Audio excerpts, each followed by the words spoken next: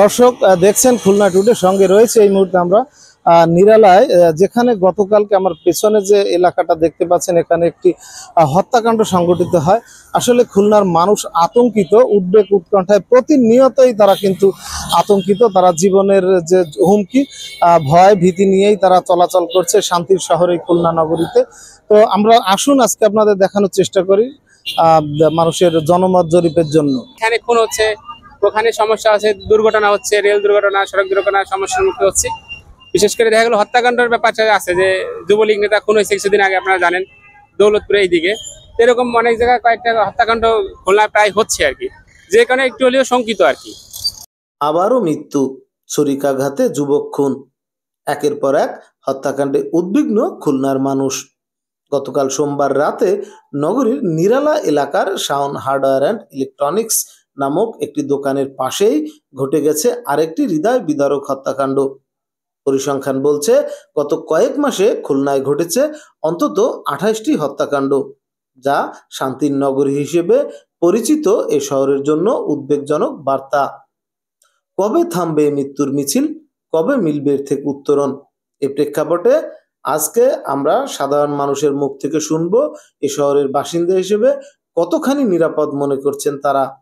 আইন শৃঙ্খলার প্রতি আমরা কেউ সন্তুষ্ট না, আমরা এরকম দেশ চাইনি, আমরা স্বাধীন দেশ চেয়েছিলাম, কিন্তু অ্যাকচুয়ালি এখন যে পরিস্থিতি, আমরা কেউ সন্তুষ্ট না, নিরাপদ না। গ্রামে গেলে যখন দেখি গ্রামের লোক, অধিকাংশ লোক বসবাস করতে পারছে না। যদি আপনারা যান, আমি গ্রামের মেয়ে, আমি জানি, আপনারা যদি যান অনেক পাবেন যে এলাকায় লোকই নেই, বসবাস করতে পারছে না।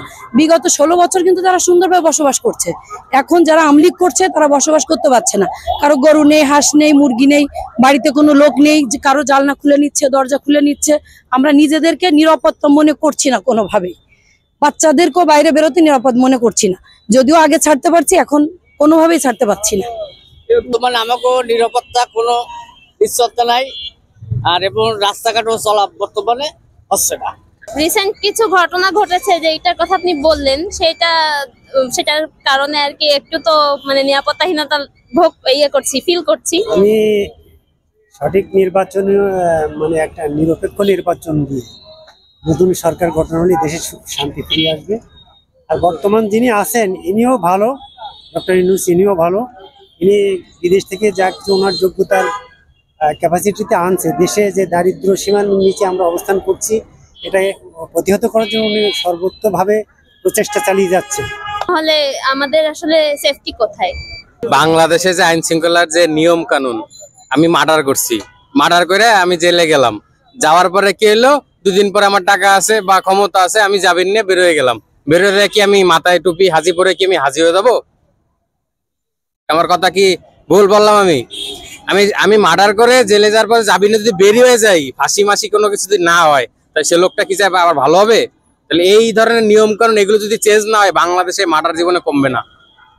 Every morning we wake up, we see the murders, we see hijack, we see many problem of our countries. So we like to request our chief advisor at the moment, like Dr. Mohammad Yunus, please fix our country's law as we expect from the 5th August. We like to tell all the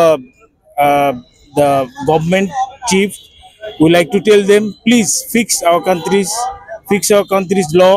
We are suffering because, as you see this yesterday, the students, kids, small kids passed away. They are burning with this planes crash. As you see, Uttara Diyabari, the school that 1 o'clock yesterday. So please, we don't need to see this kind of things anymore.